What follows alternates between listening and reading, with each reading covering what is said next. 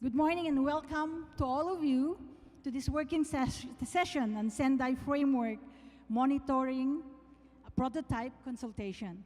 I'm Mercedita Sumbia from the Philippines, working with the National Economic and Development Authority, and my co-chair here is Mr. Yannick Glemarek of the Program for United Nations Women. We will be moderating the discussion to achieve the session's key objective, which is to further consult with you present here, representing various stakeholders, and the prototype to ensure that the final version adds value to risk reduction planning at all levels.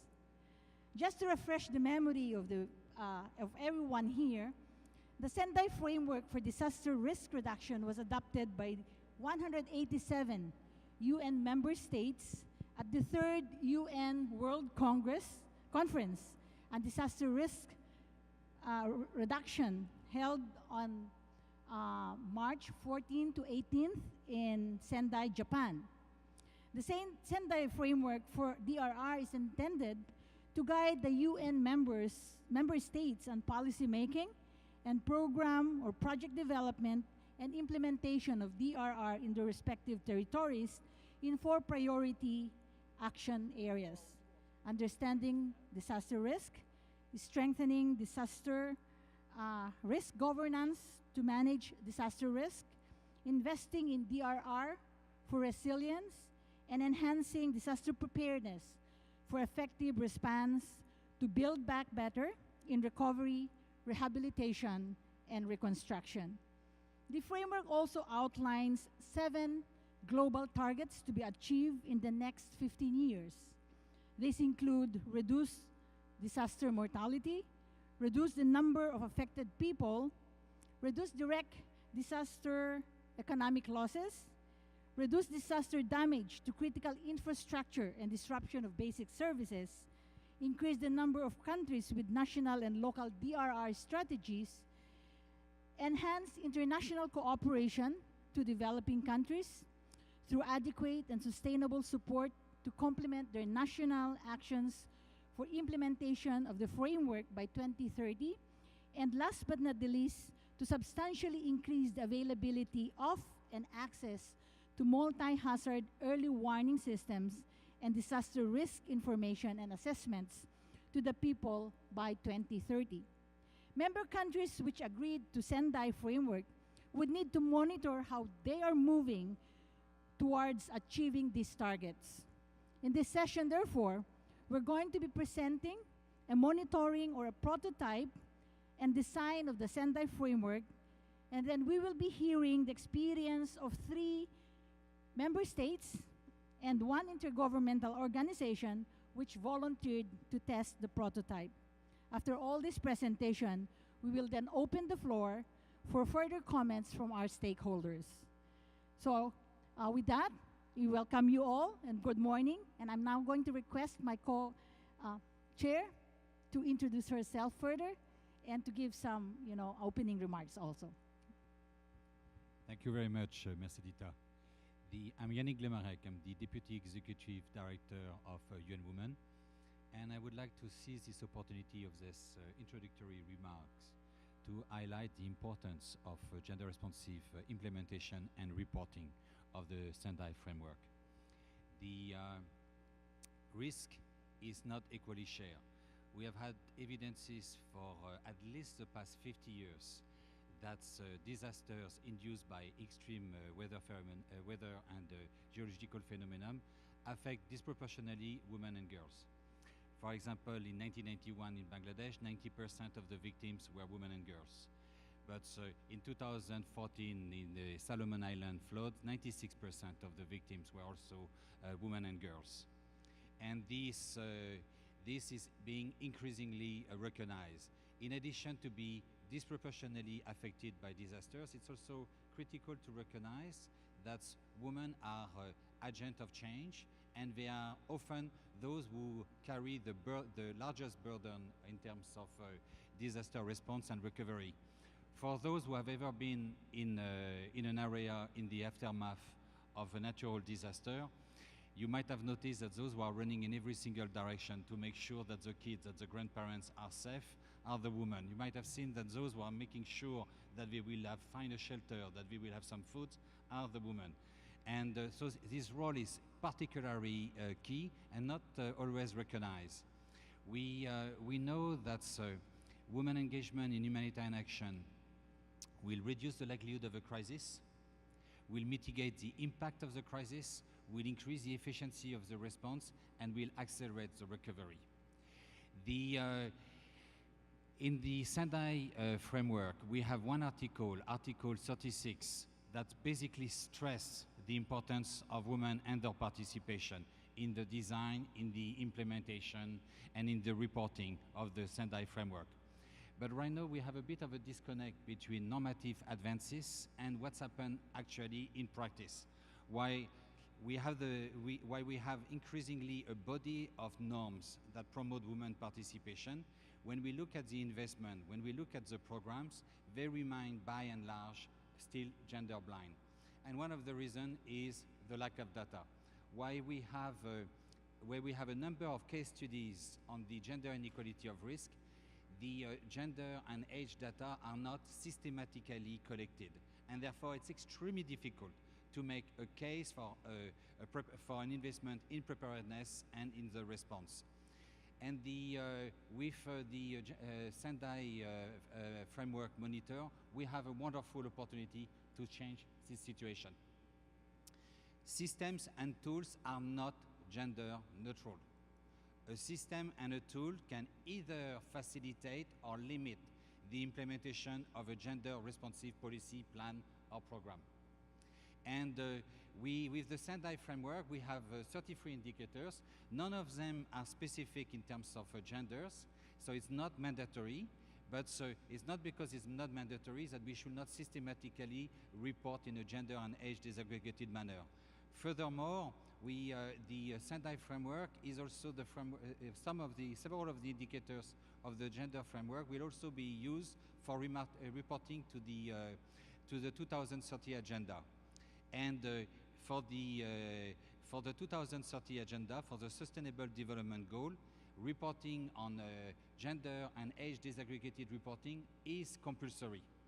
So therefore, in order to make sure that we can translate progress in terms of norms into action, and at the same time, in order to make sure that we can report in an integrated manner between the Sendai framework and the 2030 agenda, it will be key for the monitor to be able to basically look at both gender and age disaggregated impact. And I hope that this meeting is very much the beginning of a conversation on how we can make it happen. Thank you very much.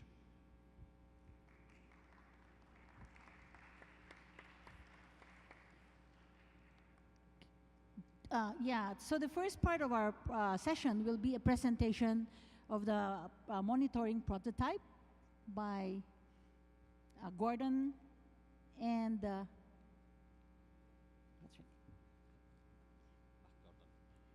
Gordon and Julia Borkhagen. And Julia, yes, thank you.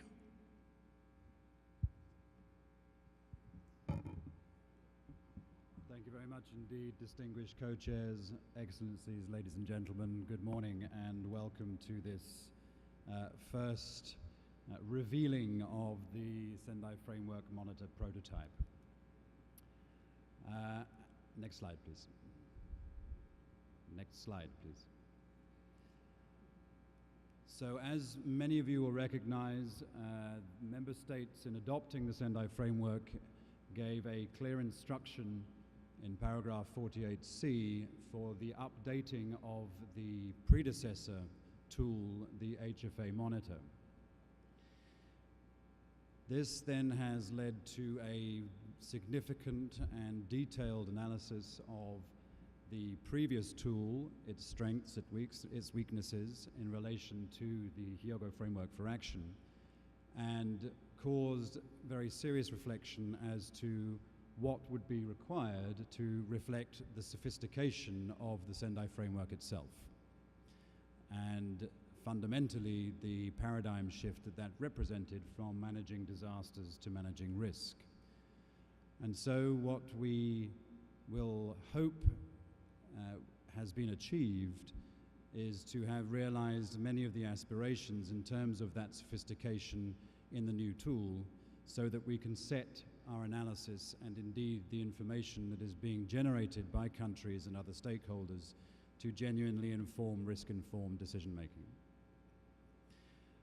So we will show you this morning a brief insight into the tool itself, how it is currently being constructed. Myself and Julia Borkhagen, who has been leading the design process of the prototype, and will share with you some of the wireframes of the Sendai Framework Monitor.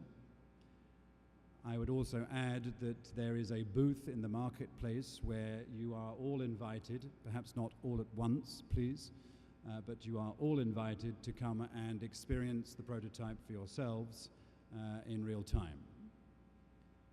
So the new monitor has a number of new features which we will share some of the main aspects with you now and invite you to explore more detail in the marketplace. But it will allow countries at national and subnational level, as well as regional organizations, and this is reflected in the nature of the panel that you see before you, to measure the implementation of the Sendai Framework against initially, in this particular iteration, the indicators that have been recommended by the open-ended intergovernmental expert working group and endorsed by the General Assembly to measure the global targets of the Sendai Framework. Next slide, please. So here are some of the principal constituents and users and actors that will be involved in bringing the monitor to life. We start with what we are calling the coordinator, who sets up the national monitor and the reporting framework.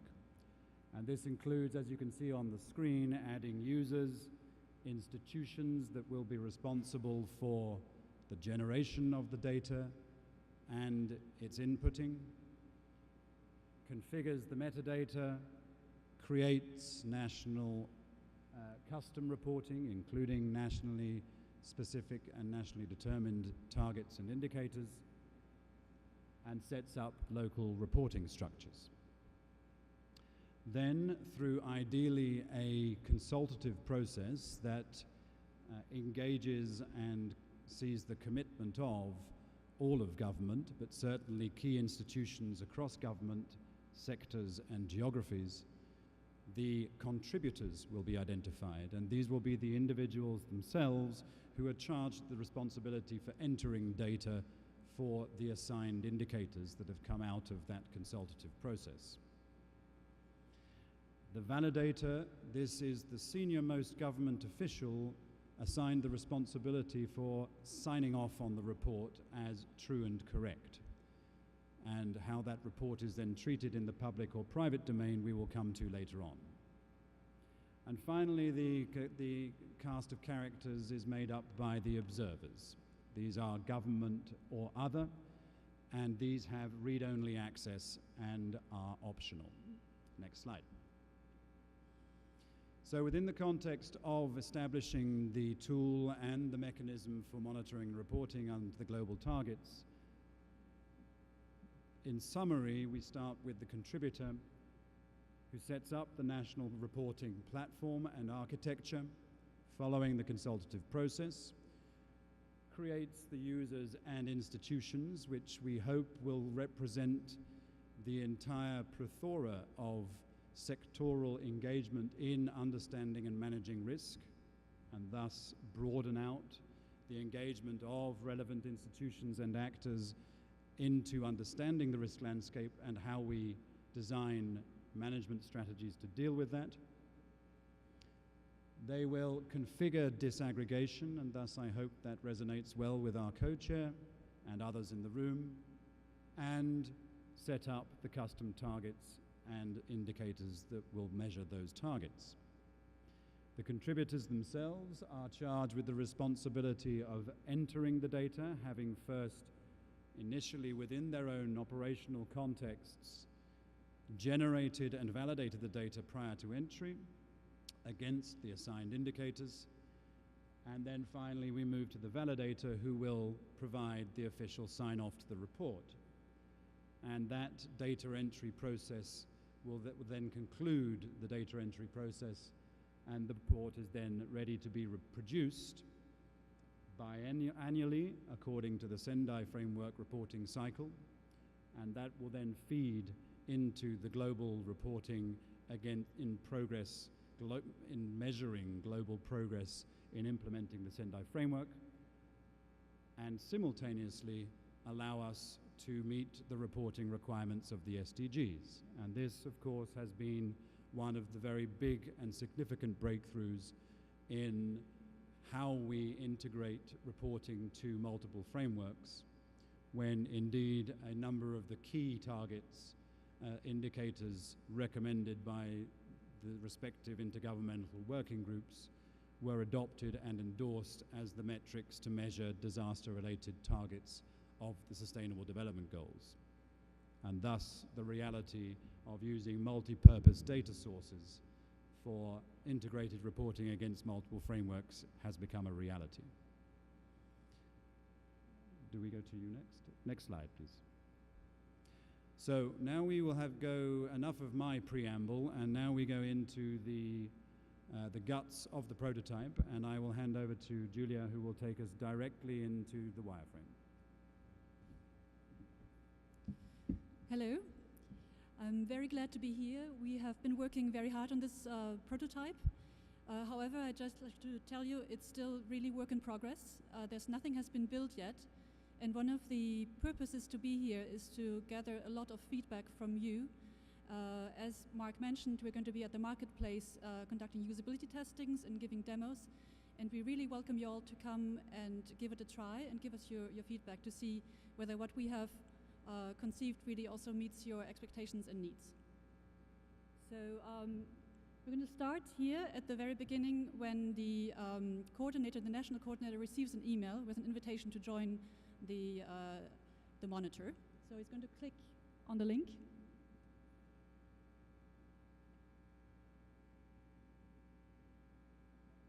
Or not. Or maybe not.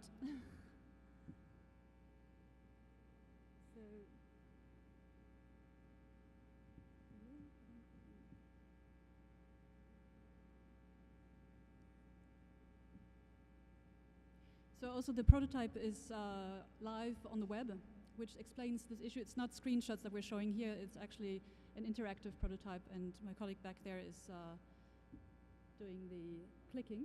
And here we go. So, I can see there. So the initial setup is to identify yourself, go through the usual login process.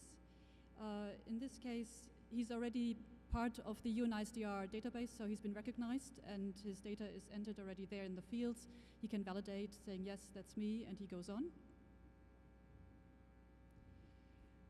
Next step is the process of identifying the other users in the system. So the first one, the validator, and the way that they identified is just by email. So any one of them will then receive an email on their own account and be able to fill out their account information. That means that the coordinator doesn't have to do so much work. It should be fairly straightforward. Also, he's going to create institutions at the same time here. So every person who's going to be entering data is going to be linked to an institution, an agency, government, department, and so forth. So while I'm talking, basically, the dummy data, nothing is real. We have the case here of India, but it could be really any country. And I just also like to, in case you're looking at any numbers, no number here is correct at all. So it's really a prototype. Now he has successfully created his monitor, his national monitor, and is coming to his landing page, his home page.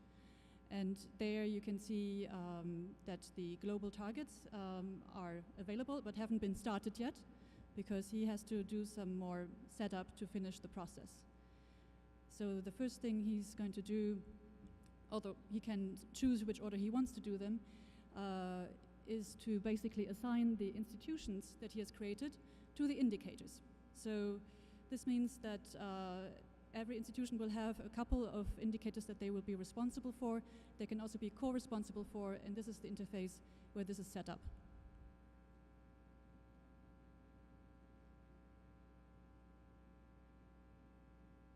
Next step is to look at all the metadata that is needed on a global basis for the entire Sendai Framework cycle to monitor the disaggregation, but also certain indicators that are needing that kind of level of information. So here we have, for instance, hazards. A country will choose the hazards that they face on a regular basis, and this is set up here. Another example here that you can see is the critical infrastructure that's still missing in this scenario. So for the critical infrastructure, it's a bit more complicated. I'm not going to go into the detail in this forum, but you can come and see us later, and then we can look at more of the details here. It's all based on the guidance documentation. So now he has finished all this process, and he can open the cycle for his data entry users, the contributors. And you can see now he's landing back on the home page. He sees that he has done what he has to do. And now also the people who will enter the data have gotten another notification that they can come now and enter the data. So I'm going to switch screens if possible. Here we're a little bit further down the road. So a couple of weeks or so have passed, and the indicators have been coming in nicely. People have been working on them. And so you can see here, this is the homepage of a contributor who can also see on the right-hand side all the indicators that have been assigned to him or her. The ones that are in orange are the ones that he's really or she's responsible for, and the green ones are the ones that are there on the consultation basis. Further below, this is something that we'll talk about later, are the custom targets. But that's much for later. Now, let's look at target A of the global targets.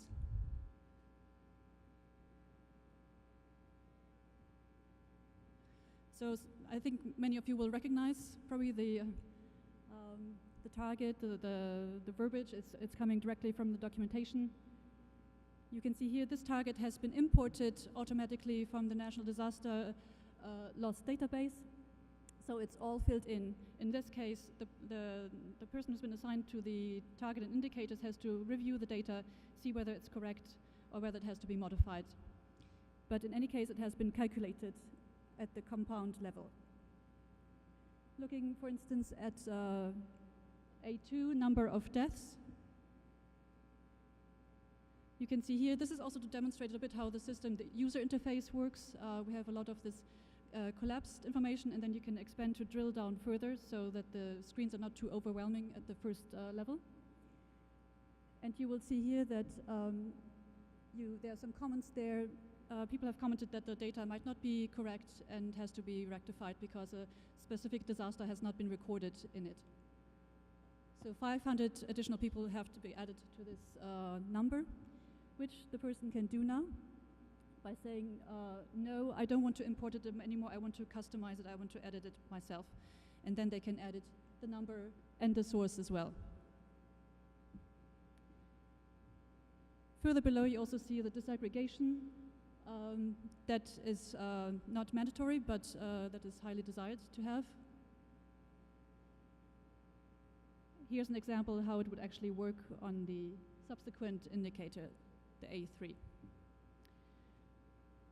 So I think this gives you a little bit of an idea how the indicators work. Obviously, you know, there are many of them, but I'll get back to you for the next step.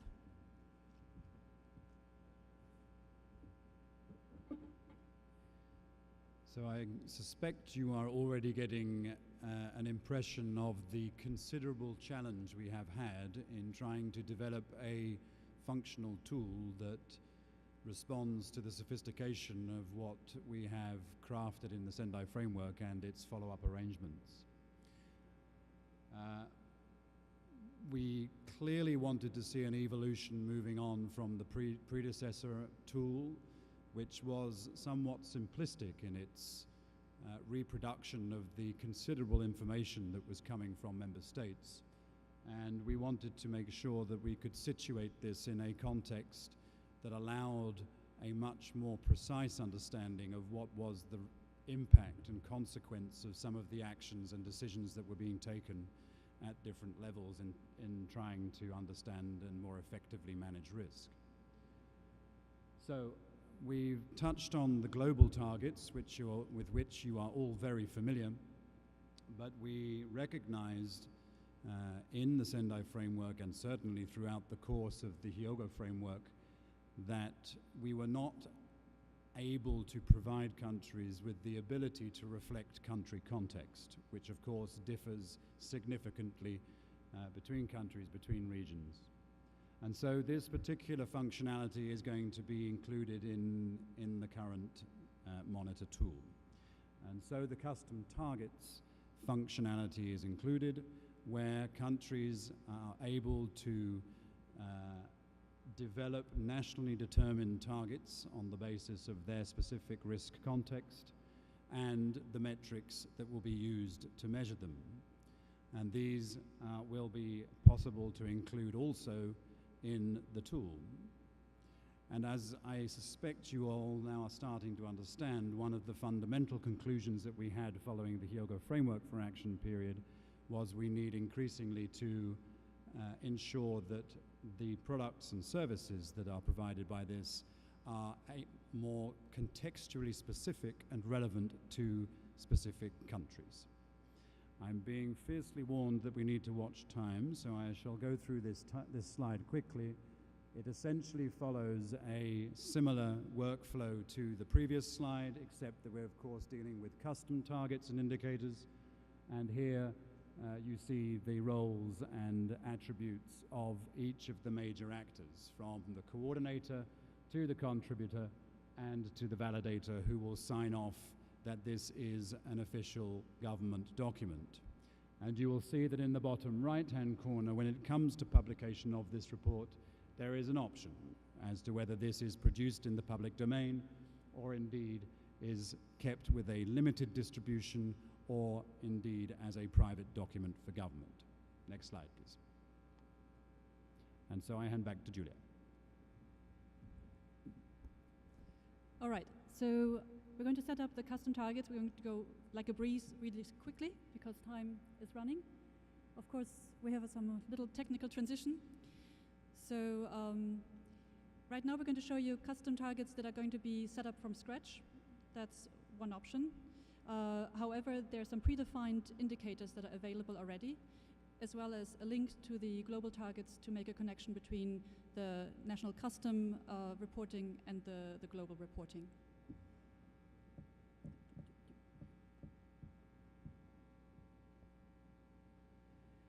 So going back to the homepage of the national coordinator, so the person who sets up everything, he's going to go up on the main menu and go to Setup.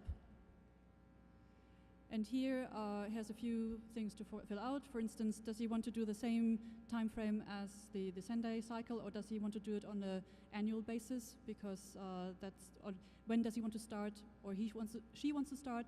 In this case, it's a he, so I will always refer to he, even though I'm very gender conscious. So he can set it for 1 year. He can say we start in April and not in January, so they have some leeway of how the reporting is going to happen. The same kind of structure applies from the global to the national ones as well. We have the same roles as you have seen, as Mark has shown you. So there's also a validator, there are the contributors. Let's go next. But in to the global targets, here we have to actually set up the targets and the indicators. So there's a bit more setting up required. Here, the first target, we give it a name, we give it a description. We say if there's a related global target so it can link to it. In this case, well, done and next. So we see the target that we just created. Now we can add from existing indicators that are already filled in the system, or we can create new ones. In this case, we're going to look at the predefined ones. There's a long list that has been pre-filtered here already to what we want to look at, which is the National Disaster Risk Strategy and the Data Information Management System. And so we've selected those three. They come here. Then we can go into each one of them and customize them, and also assign, again, owners and contributors to these indicators.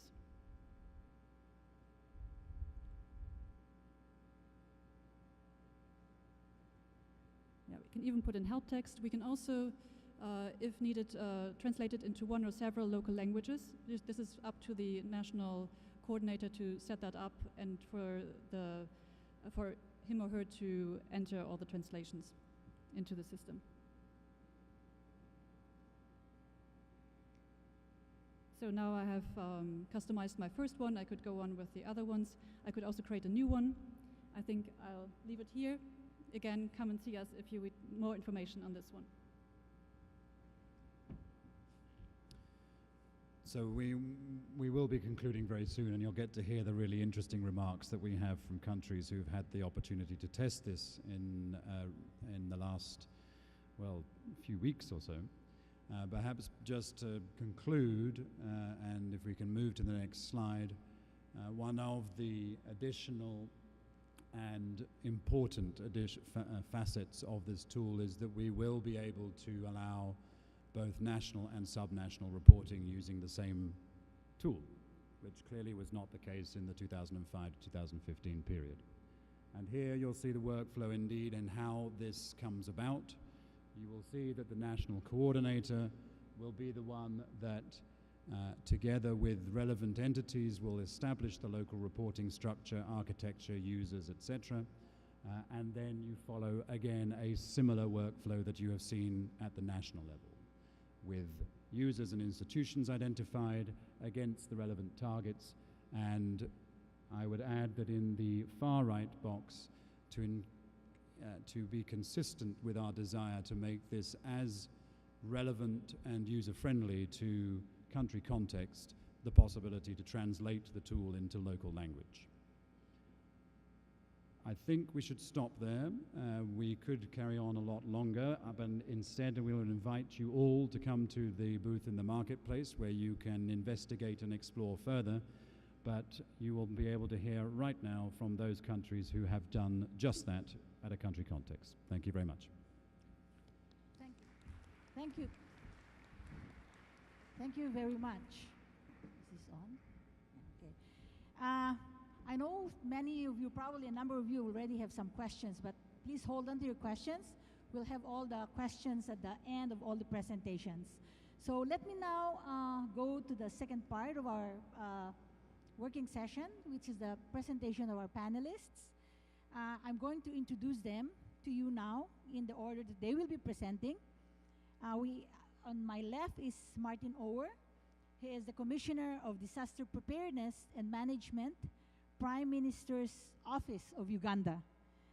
He holds a master's degree in management and master's degree in business administration. He has 15 years experience in the field of disaster risk management. Currently, he is the head of the National Program for Disaster Risk Reduction of the Republic of Uganda. He previously served in the United Nations as the head of the Africa Program for UNISDR. On my right is Mr. Kamal Kishore, member of the National Disaster Management Authority of India. He has worked on disaster risk reduction and recovery issues for over 22 years at the local, national, regional, and global levels. Prior to joining the National Disaster Management Authority, he worked with the United Nations Development Program for nearly 13 years in New Delhi, Geneva, and New York. At UNDP headquarters, he led global advocacy campaigns to address disaster risk reduction concerns in the UN's Sustainable Development Goals and the post-2015 development agenda. As program advisor, he also led the development of disaster and climate risk management related elements of the UNDP strategic plan. On my left, immediate left, is Miss Nathalie Zaarur, okay, DRR Project Manager, Presidency of the Council of Ministers in Lebanon. Nathalie is an experienced leader who has been spearheading development issues within governmental institutions for the past 25 years. Having a legal background and previous experience as legal advisor to Lebanon's Prime Minister's office, Ms. Nathalie has been working relentlessly towards the achievement of national good governance and development with the objective of increasing Lebanon's resilience. And of course, not the least is Ms. Andrea Gross-Venor, Planning and Business Development Manager of CDEM. Ms. Andrea has been working in the field of disaster management for past 20 years, currently working with the Caribbean Disaster Emergency Management Agency as the Planning and Business Development Manager. She has been appointed to manage the business side of the agency's programming with a focus on strategic planning, resource mobilization, and monitoring and evaluation. Through this portfolio, Ms. Gross-Venor is the focal point for the reporting and the regional efforts towards achievement of the CDM strategy goal, which is sustainable development and contributes to the Sendai Disaster Risk Reduction Framework. There you go, ladies and gentlemen. Very, very highly technical and skilled people to be presenting already their experience on using the prototype. So can I ask my co-chair to call each one of them? Thank you very much, Mercedita. So we have to start with Martin, as mentioned by Mercedita. We have heard from Mark and Julia about some of the new feature of the Sendai Framework Monitor compared to the HFA Monitor in terms of customization, in terms of analysis function, and in terms of disaggregation of data. And so could you, Uganda was one of the 3 member states that agreed to pilot the tool. Could you share with us your experience and in terms of user friendliness, in terms of these new functions? And Martin, I'm afraid I will have to ask each speakers to stay within the time allocated of 7 minutes. Thank you, co-chairs. I'm honored to participate in this panel. I've gone through the prototype. One is the reporting is on subject of interest and which affects the community at all levels, from the poor to the rich. It's talking about mortality, number of people affected, talking about critical infrastructure, development of policy, and international cooperation. These are subjects which is of interest to countries, Uganda inclusive, and therefore the report attracts the interest of policy and political leaders in the country. It's a bit moving away from the former reporting where it was focusing on purely the Hyogo framework of action.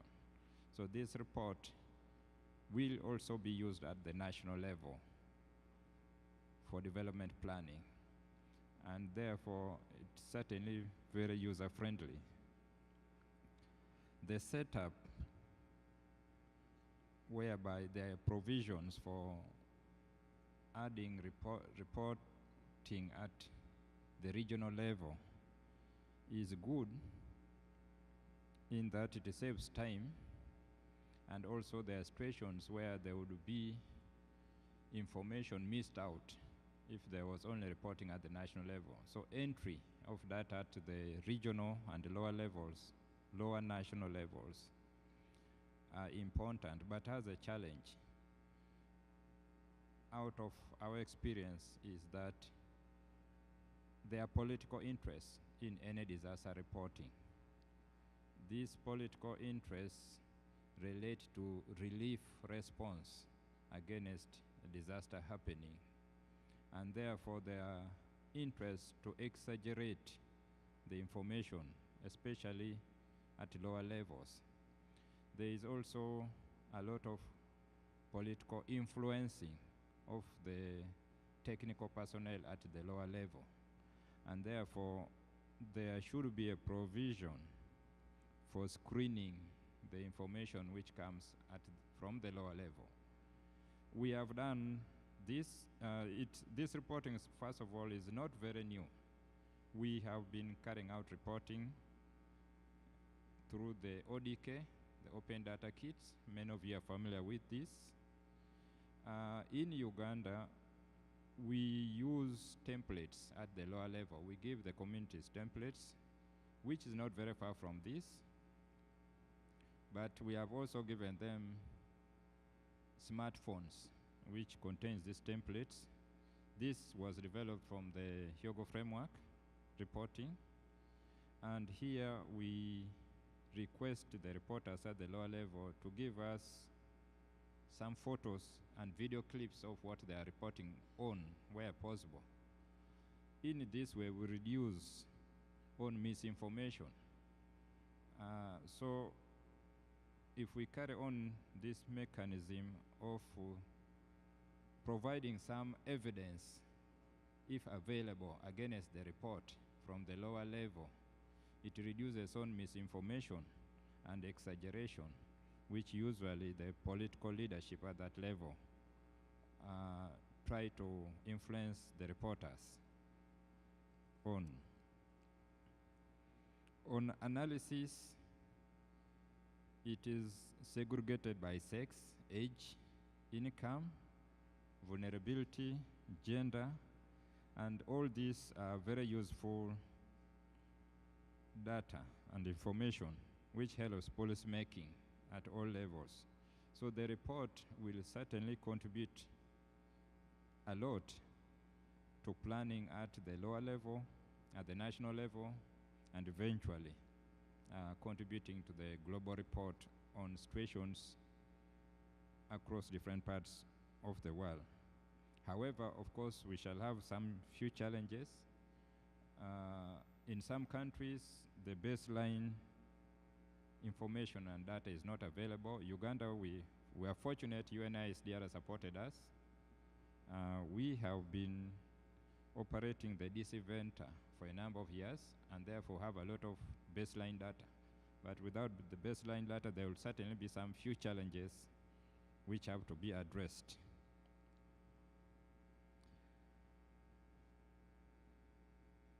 Well, the national customizing of the reporting is certainly very important in that there are uniqueness in different countries and in different regions.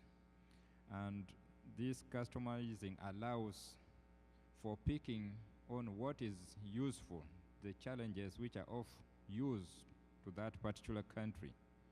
Uganda, for example, has very little to do with cyclones. So in the past, when all the reporting, all the challenges is put together, the document becomes too big. But we now select what is useful to us and report on what is useful to us. And therefore, the provision for national customized reporting again makes the document more user-friendly. And finally, it is certainly linked to the SDGs in that we are talking about gender, which is SDG 5, economic losses, SDG 1 and 2, reporting on mortality, which is SDG 3, damages and losses, which is SDG 9 and 4, and therefore the reporting framework for the Sendai Framework will make a useful contribution both to reporting on the SDGs and planning at the national levels. So I would thank all the partners who are assisting the countries. For our case in Uganda, UNDP has given us a lot of support, and the World Bank and UNISDR. I thank you all.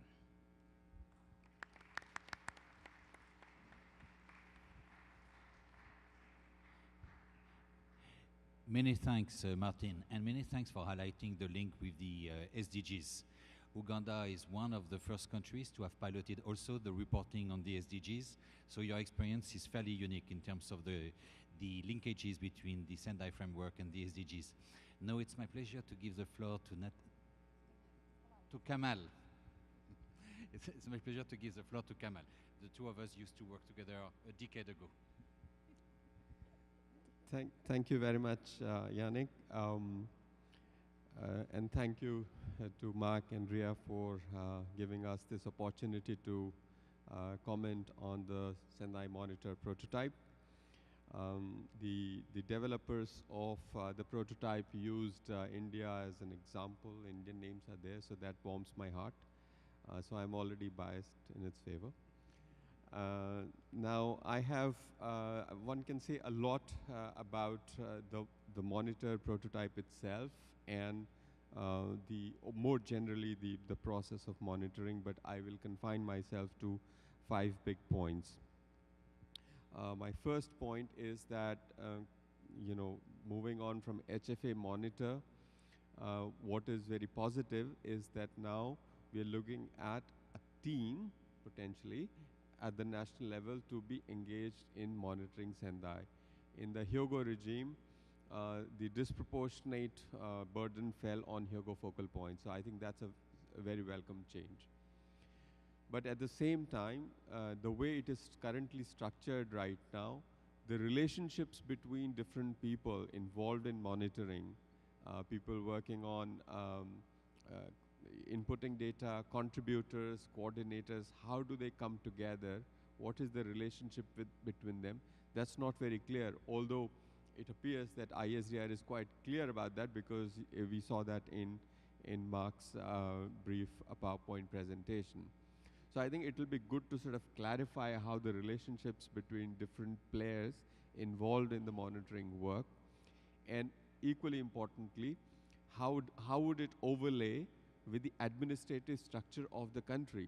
These are not just contributors, and you cannot talk about, you cannot look at one indicator and, on the spur of the moment decide that this person will be the owner of this indicator. How does the system work? So I think a systems approach to, how the hierarchy of different people involved in the monitoring will work needs to be made very clear. How the relationships work and how does it overlay with the administrative structure of the government. Consequently, this will require, initially, at least in the first 6 months, a significant effort in orientation and capacity building at the national level.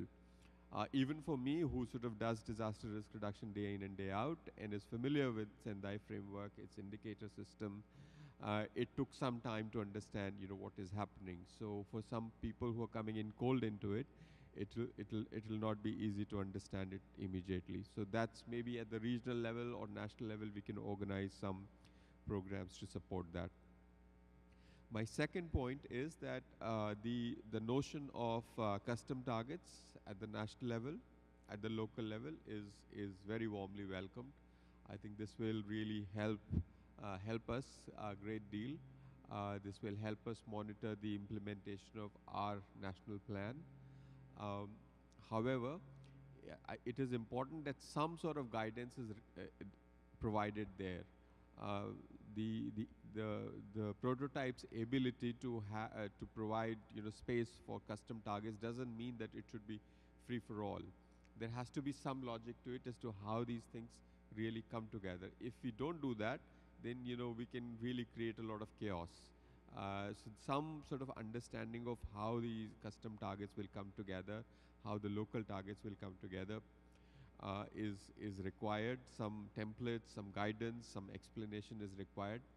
A corollary of that is that we are at the national level, we cannot ignore monitoring inputs. I know the Sendai framework is focused on monitoring outcomes and outputs, but at the national level, for some work that we do, disaster risk reduction, if you don't monitor inputs, you fail to acknowledge a lot of important work that has been done, which may not yet have added up into reducing losses. But if I have sort of retrofitted 60% of the school buildings, where does it get captured? If it doesn't get captured, then it is not very interesting from an administrative and political standpoint. So that's the second point. My third point is that for this monitor to be mainstream, it has to meet more than one objectives. It is not possible to just look at it as something which monitors progress against Sendai Framework, what we achieve by 2030 and along the way. At the national level, disaster loss data is very important, critical, sensitive data. And nobody collects disaster loss data to do long-term analysis. Disaster data is collected to inform immediate response and recovery. And then a byproduct is long-term monitoring. So I don't know how we can meet the twin objectives of meeting the immediate needs while also understanding the long-term trends. Maybe it's not the prototype which has to address this. Maybe this is something best addressed by National Disaster Management Database. But once this becomes something a bit more alive, you will find much greater traction at the national level, and it suddenly becomes much more interesting, and it's no longer, some planners doing a sort of technical exercise on the side. So I think this is something we cannot simply ignore. We have to see how we can link it up with other systems of, social safety nets, when losses occur, what kinds of systems kick in.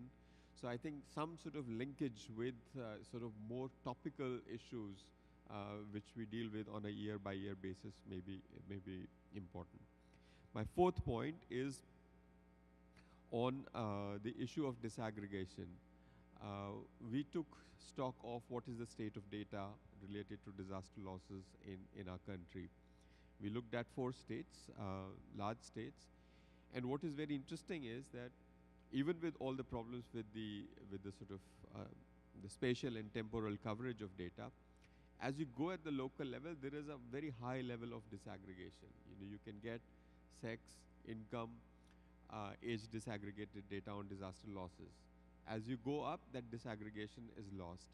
And I notice in the monitor, it says disaggregation optional. So basically, you're saying that you don't need to do it. Nobody does optional things.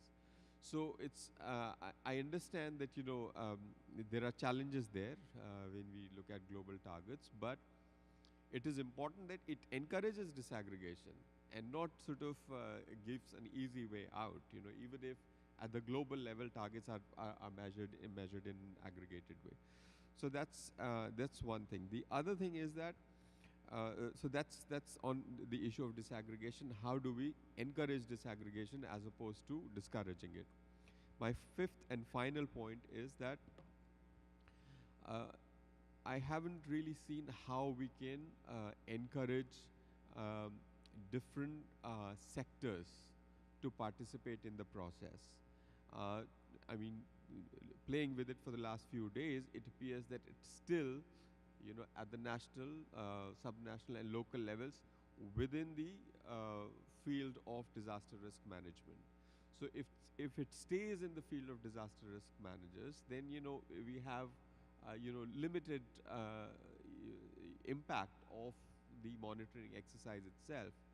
Now, can we at least target a few sectors, and I would sort of venture out to say 4, urban development, agriculture, water resources, transportation. If you take these 4, I'm just saying that indicatively, you will cover a wide range of risks.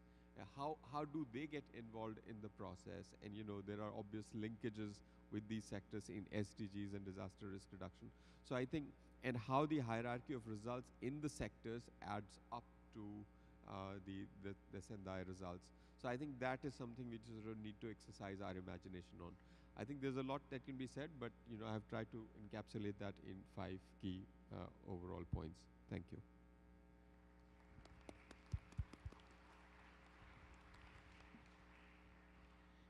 Thank you very much, Kamal, for this insight. You mentioned 5 points. I have 7 in my list, and the 7 of them are really worth being noted. So we'll have to compare notes. No, it's my pleasure to give the floor to Nathalie. Mes excuses. I'm Nathalie Zarour from the Prime Minister Office in Lebanon. We thank UNISDR for getting us the chance to pilot the SFA monitor. And as you know, we tested the Sendai Framework Monitor at two levels, the national and the local level. For our methodology, we invited our stakeholders, which are the Hyogo Framework for Action focal points in the different sectors and ministries and local level to test and train on the monitor. Regarding the questions regarding the monitor, is it user-friendly? The prototype model is very well organized and centered around the SFA priorities.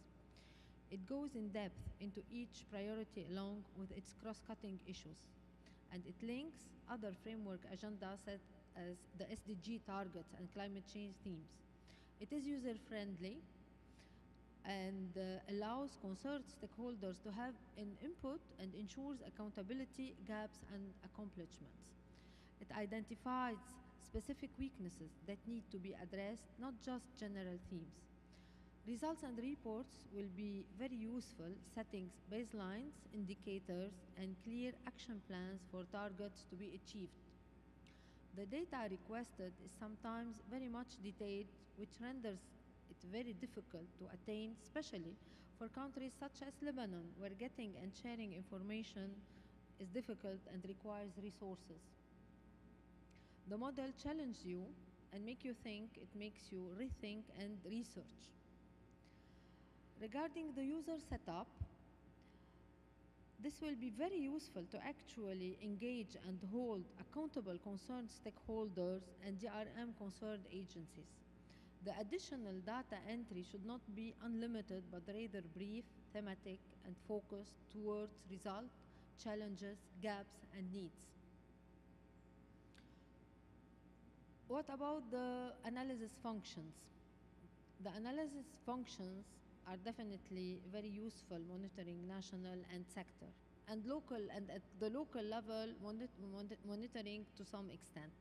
They set the guiding map to proceed towards establishing adequate policies that need to be in place to institutionalize disaster risk management and render it sustainable. Regarding the national custom reporting, it is effective, and Lebanon has set the phase 3 of its work based on Sendai Framework for Action priorities, which include many of the described indicators, especially identifying the risk, the Build Back Better, and the institutional level. For the coherence with SDG reporting, of course, the Sendai Monitor prototype contribute to reporting on the SDGs, the Paris Agreement, since many of the indicators focus on climate change and climate change scenario that Lebanon might face, including drought and increase in forest fires.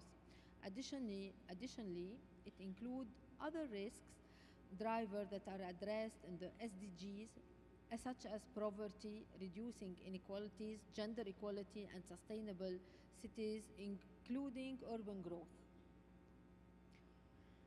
My last comment, as Lebanon, from the Lebanon context, the indicators are very useful.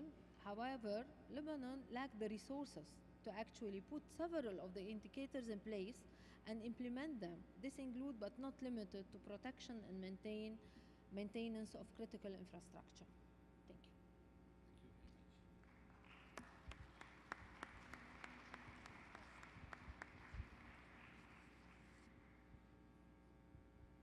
you. Thank you very much.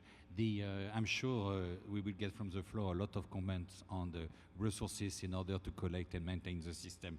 I was actually surprised that we had to wait for the third speakers before these fundamental questions comes to the floor. Now, last but not last, as mentioned by Metadata, I would like to give the floor to Adrienne. Thank you so much, Co-Chair, and good morning to everyone. First of all, let me express sincere thanks to the UNISDR for inviting SEDIMA to be a part of this process. Our Executive Director, Mr. Ronald Jackson, has been very much at the forefront in discussing with Mark and his team, etc., in terms of ensuring that we can collaborate in moving actions forward. You will know that SEDIMA is a regional organization, intergovernmental organization of CARICOM, and we have 18 participating states, which are member states of SEDIMA, with 3 languages, English, French, and Dutch.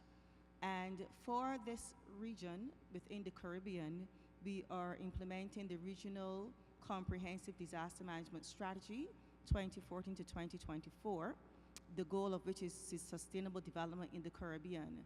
And certainly this has been given endorsement at the national and the regional level.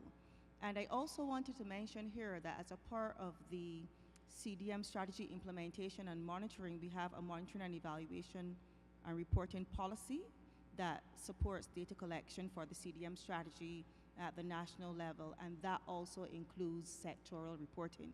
And I mentioned that in particular because I know that there are some areas that would have been raised by the other panelists that will not be the same for our context because of the way that our strategy has been designed.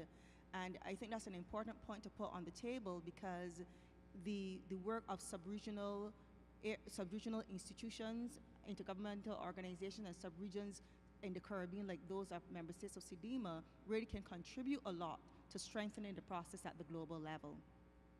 So there are just a few points that I want to identify. I have counted 5,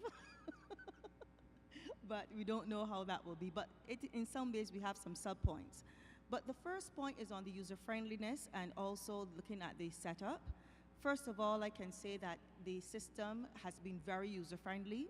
We've run the tests with the technical people as well as the non-technical people using Mozilla Firefox 53.0.32 on Windows 10, and the results have been very good. So it has a nice graphical interface. It looks good on widescreen, laptop or desktop computer. The data entry is straightforward. It's easy to understand. It's easy to browse through the system for data analysis, etc. But there are some things, for instance, that we have considered. For instance, is it as responsive on the mobile phone? Our tablets, we did test with Safari on iOS, and there were not as good results. But these can be things, it's a prototype, so we know that as time goes on, these are things that we can look to address. The other area that we looked in terms of for an institution like us who has 3 languages, monitoring, do we have a user switching from one language to English, or do we, can they report in their own language, for instance? And then, when we look at the setup, we were wondering, for instance, is there possibility to have more than one user with privileges for data entry at the control focal point level? And if so, can we track the last user that was responsible for the data entry? And then the whole validation process, I think we have to probably take a look at that. So for instance, can the data validator unlock the data entry form so that if you've input, your user, you've input your data, can you update it then and submit it again for validation? So those are just some of the more technical type of things, but for the user itself, it's very user-friendly, and we have really had a good experience in using the system. Then there's the whole issue of the customized reporting at the regional level. You will note that within the HFA, one of the issues was this sort of reporting at different scales. And this is an issue that we're very happy that the Sendai Monitor is certainly seeking to address. What we will say is that SEDIMA as a regional entity has proposed with the countries who are part of the SEDIMA system that there will be a customized national level report by countries, and that will be based on their disaster risk management country work program that has been developed. But when we are working with the countries in development of those indicators going forward, development of those country work programs going forward, we will be pulling a basket of indicators from the CDM strategy as well as from the Sendai Monitor so that the countries can include those in their country work programs and be able to report on those. Secondly, as it relates to the regional report, SEDIMA coordinating unit will produce the regional report, and that will be a customized report, and we will contribute that as the region's contribution to the Sendai framework. And thirdly, at the other level will be the global report. We will be including within our CDM monitor a portion that countries can report on the Sendai indicators, and we will export that information to Sendai so that they can have that information. I think the whole issue now of the monitoring of our framework and whether the prototype can contribute to what SEDIMA is seeking to do, we are actually proposing that we work in an area that is mutually beneficial. And we have actually indicated in our official statement for this event that the accountability in the delivery of results is a national, regional, and international priority. And you will note that the CDM strategy 2014 to 2024 has preceded the Sendai framework, and it has been globally accepted through our discussions with UNISDR as the vehicle for the SEDIMA participating states, which will contribute to the implementation of the Sendai framework. And I think that's very important for us. And so in recognition of these complementarities, we have also sought to strengthen the alignment and harmonization. We've added 6 indicators from the Sendai to our CDM strategy at the goal level. And we also have what we call a CDM audit tool, where we have been able to identify linkages in 70% of the indicators. So we're gathering all that data, and these are based on countries' priorities as well. So for them, it has relevance and resonance. And so we are capturing that data through the development of our CDM monitor so that our countries can be able to update the Sendai monitor through the update of our own CDM monitor. We've had discussions again with Mark and the team on this, with our developers, to ensure that this can happen. And I think for us to make it a reality, we just have 2 requests.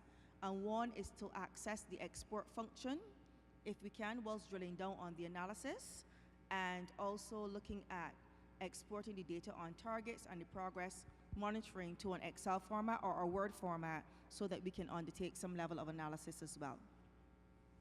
I would say finally that in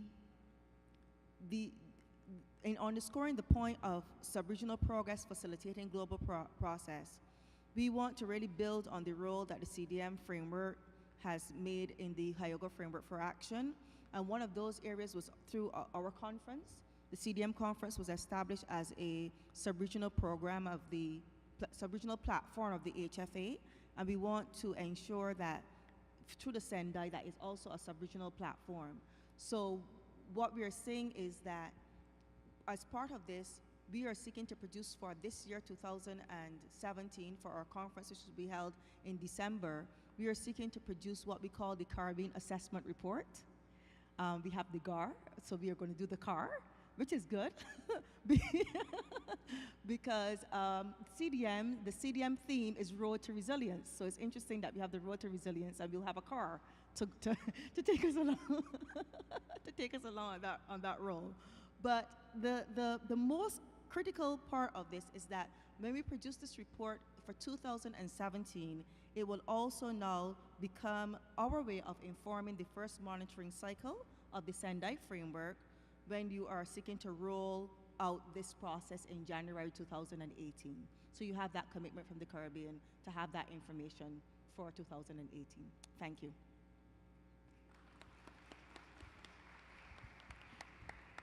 Thank you very much, Andrea. It was wonderful to have this intergovernmental experience to complement the experience of 3 member states. Now I will give back the floor to the mic to Metadata. Okay. Thank you, distinguished members of the panel, for your presentation. We are now ready to accept questions from the floor. I think we have another 20-25 minutes for this. I think we're extended. Our session extended 15 minutes more from the 10:30. So what I will do is to request each person to be short in your questions, to be direct, and if you are directing that question to a certain member of the panel, please do so. And I will try to collect 3 questions at a time. And then we'll ask the members of the panel to respond to your question. So let me start now with the first question. First three questions from the floor. The one on the red, the lady with the red dress, this gentleman over here, and this gentleman in front. Can we have the microphones, please? Please introduce yourself very quickly before you raise your question. Can we have a microphone for the lady, please?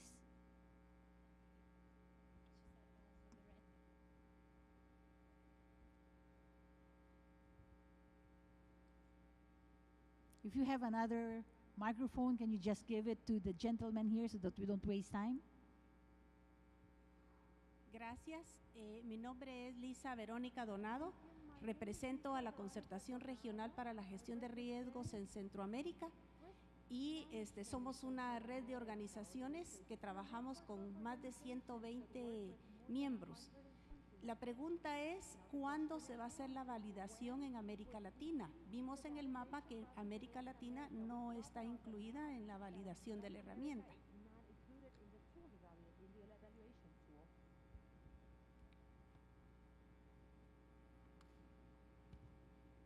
Is that it?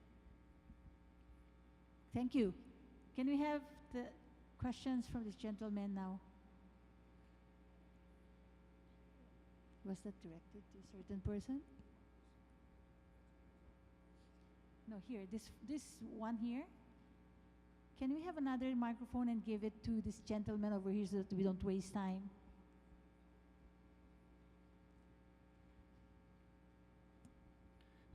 Muy buenos días, yo soy José Luis Galeazzi, alcalde de un municipio que se llama Atlisco, Puebla, ahí muy cerquita del volcán Popocatépetl, ¿sí? Donde me ha tocado experiencias como el desalojo en 1999, ¿sí? Mi pregunta es, yo coincido con la señorita Andrea, mi pregunta es si se están generando por parte de la UNI-CDR recursos o presión a los gobiernos nacionales, estatales y locales para poder hacer infraestructura para evitar riesgos. Esa es mi pregunta. Okay, thank you. Gentleman here, please.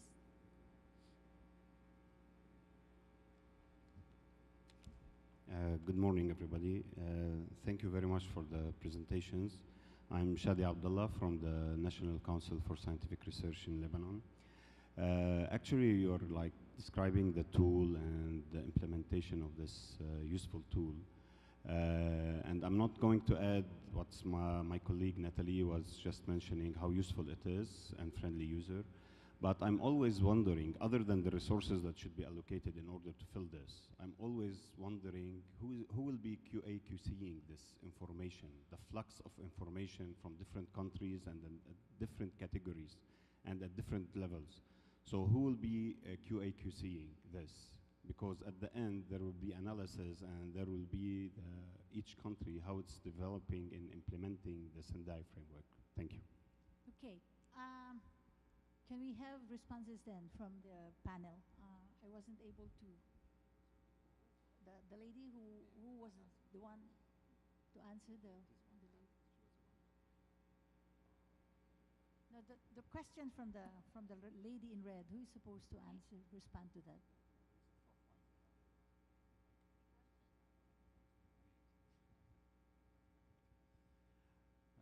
Thank you very much indeed to the questions from the floor. I will try and address all of them, and if I have misunderstood your question, please do not hesitate to repeat it back to me. So for the first question regarding risk management in Central America, if I understood, it was when will Central American countries and organizations be involved in the validation process of the prototype?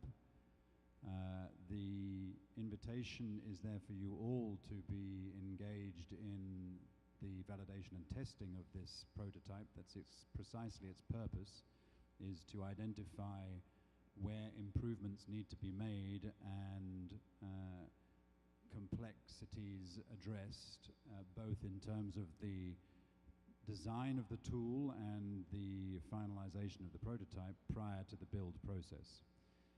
So if you are representative of a country or a regional organization or indeed a local authority that would wish to be involved in that, then please do contact the Secretariat and my colleagues will be ready to respond to you. If the gentleman from Puebla, buenos dias, if I understood your question correctly, it was one more of related to the release of resources to ensure resilient critical infrastructure.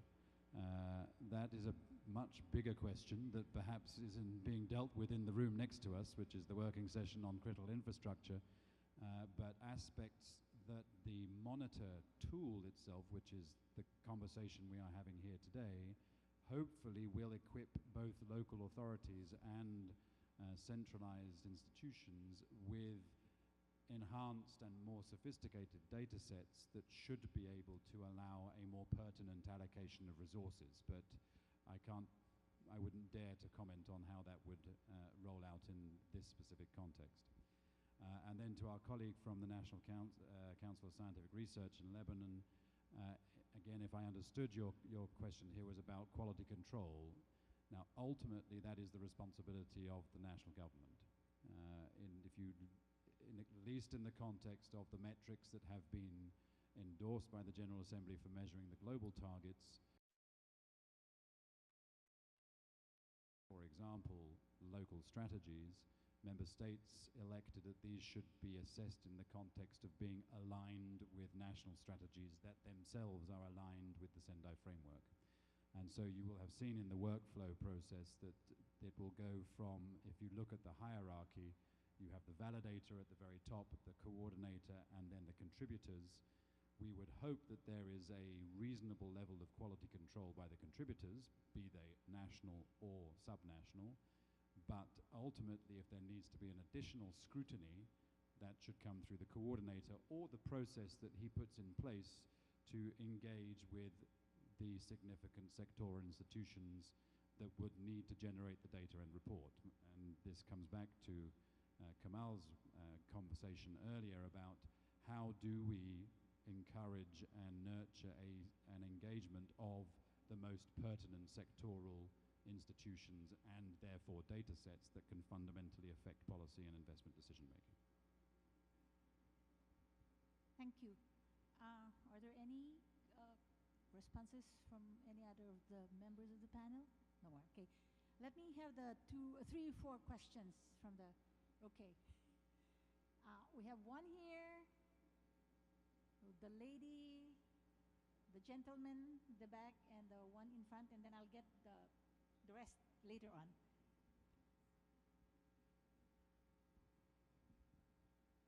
Chen Chen from Notre Dame Global Adaptation Index, Nandy Gang. We have been working on adaptation tracking tools, so I'm echoing very much Mr. Kishore's comments that not only the disaster risk reduction outputs should be measured, but also the inputs. And we also very sympathize on all the challenges and will be embedded in this process. And my question is for Mr. Kishore. I wonder what kind of inputs you're looking at, therefore can motivate the monitoring of the DRR framework, and especially on what type of the things that government is looking at so that the disaster policies, goals, and policy instruments could be lined up with the vulnerability or disaster profiles of the country. Thank you. The lady here, please. And then the 2 gentlemen here at the...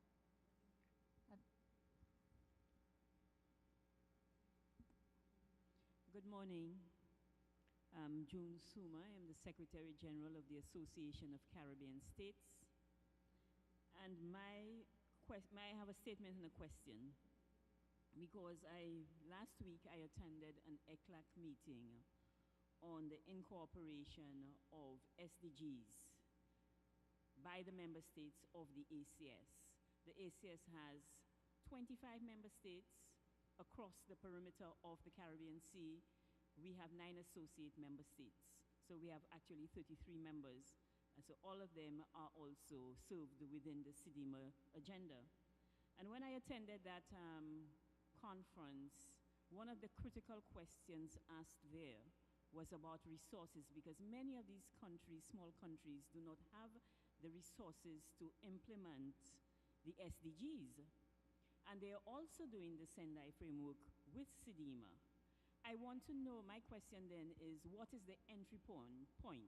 How do we coordinate these two things, because they overlap, to ensure that these countries are able to access and are able to put in place all of these global frameworks that put a lot of pressure on small countries? Thank you. Thank you. I have two gentlemen here at my right. Please, the one in black and then the one in white. Then I'll get all the hands at the back later on.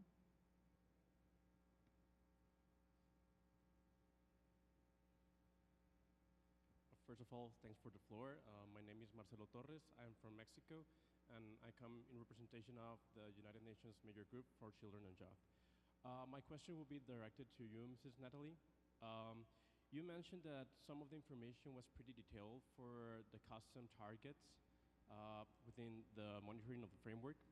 I would like to ask, which measures did you implement in Lebanon to acquire this information and for the custom and regional targets? And at which point do stakeholders will aid into obtaining this data that you needed in Lebanon? Thank you. Okay, last question for this round, please. The gentleman in white, long sleeves. Thank you. Owen Jackson, I'm the UK National Focal Points, and I represent the UK National Platform in the UK Cabinet Office.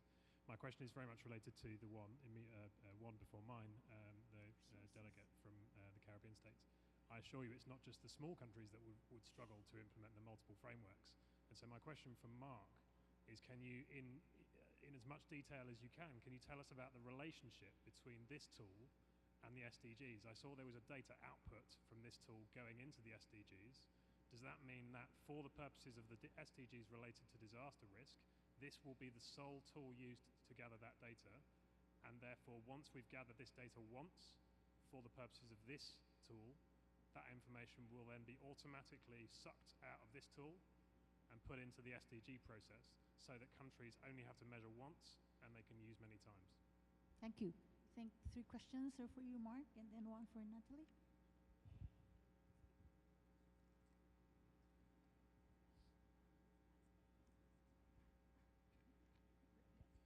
Far be it from me to monopolize the microphone. Thank you very much, Madam Chair and Mark. I just wanted to put something on the table based on the question that was asked through the ACS. The whole issue of the resourcing is definitely an issue that needs to be addressed. I will speak a little bit on the Sendai and the SDG alignment, because as an intergovernmental organization, SDMA has recognized the efforts of the UNISDR for this alignment. And so we know that goals 1, 11, and 13 under the SDGs have been allied to the Sendai Disasters Reduction Framework. And I know that there are also the elements related to the Paris Declaration for Climate Change. And so for us, the CDM strategy promotes the DRR, Disasters Reduction and Climate Change Adaptation interface. So we have looked at all of those in terms of how we address the matter of this CDM. The whole matter of the resourcing, though, around these different types of agendas is very, very important. But first, I would want to encourage a national level conversation. And only recently we have we've had a discussion with our participating states, and this has been the consensus, that really and truly we need to advance this national level conversation on how we really place these agendas together in promoting the national level development process. Because in doing so, it can give guidance to a number of the entities who will be implementing and identifying how they contribute, for instance, to their 2030 vision documents, etc. So we think that the national level conversation is important. What that national level conversation does, it also gives the countries the identification of the priorities for for development partner financing, because there is a lot of financing that is going on sometimes in countries, but in some ways they may not necessarily be related to the country priorities. It may be related in terms of the priority of what development partners may want to fund, whether they're funding it directly or through an intermediary entity. So I think that it's important for us to have the conversation to also be able to prioritize what countries will want financing and let that inform how countries interact with development partners, because it will also be important, because it will the whole process of financing of what is relevant for the states will be an important dimension. But finally, we would want to say that many of the things that the Caribbean is seeking to do, and I would say the ACS countries, they're big dreams, and we're working on procedural matters to ensure that we are able to consolidate all these things.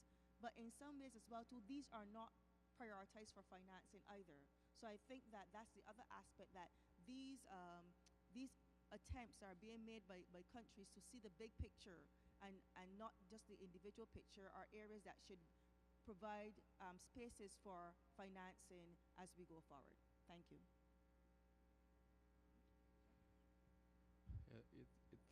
Thank you very much for that question on inputs. There is no, one-size-fits-all answer to that. I'll just say that, when we begin to look at Sendai Framework and what we have committed ourselves to, you begin to see that, actually 2030 you'll blink and 2030 will be here. And so what is important is that we really do country by country analysis, or even subnational local level. What are the sources of risk, and where are the wins most likely to happen very quickly? I mean, if we are building, for example, in India, 30 million houses in a decade, there you are. All of those houses have to be disaster resistant. And what inputs would it take to make that happen? So we have to commit ourselves to those inputs. If there's a big program to build 300 airports over the next 10 years, what are the inputs required to make sure that those airports are resilient? So I think those kinds of things, we will not know whether it is actually leading to in aggregate reduction of losses, but these are important areas where we know, if we provide inputs, we will have resilience. So I think it is really a case-by-case basis. But even if there were just a few, I think it is a remarkable thing. It is a very good thing to galvanize action around those things. Perhaps just to respond very quickly on the pointed question of multi-purpose reporting. Yes, that is exactly the intention of this exercise. We are in detailed discussions with the relevant bodies responsible for crafting the architecture of the SDGs reporting mechanism. There are still some aspects on the SDMX side of things as to how we fundamentally can feed this in, but this is our aspiration, is that yes, for the indicators that have been endorsed by the UN Statistical Commission for use in measuring the disaster-related targets of the SDGs, that countries will report once, and that will then feed into both reporting mechanisms. As to the coordination aspects that were brought up by our distinguished colleague from the Association of Caribbean States, again, the integration of these key metrics within the follow-up mechanism and the global indicator framework for the SDGs proffers the possibility for us to leverage those mechanisms and the significant support that is anticipated to come with that, including through the high-level group on cooperation, partnership and capacity building for sustainable development data, of which now we can argue that these data sets are a part of. But we can discuss this offline. Thank you for your question. As I said in my intervention, the monitor is challenging for countries like us, because when we have a lack of data, what we will do is to support the main stakeholders of the data and work with them to have this data, to look for it, to create it, because we have a responsibility, we have to report. And this is the importance of the Disaster Risk Management Unit at the highest level, at the Presidency of Council of Ministers, we have an international report to submit, so we will have to support the different agencies to update their data and to have the data, and also for the maintenance and protection of the critical infrastructure, especially that the responsible of that field is the Council of Development and Reconstruction, and he's one of our stakeholders and he's a partner with us in the DRM unit. I hope I answered. Thank you. I promised to get one or two questions at the back, but we don't have any more time. There is a group that's coming in at 11:45, and we need to have a summary done and closing remarks. So there are the panelists. The members of the panels are here. You can always approach them for your question. I'm really very sorry. Okay. A summary, please. I'm afraid that we don't have a lot of time for the summary. We have only 1 minute to orderly evacuate the room and give some space to the other panel. But a number of colleagues have been taking notes of all the different comments made, all the different insights provided by the speakers, and I understand that they will form part of the summary of the share.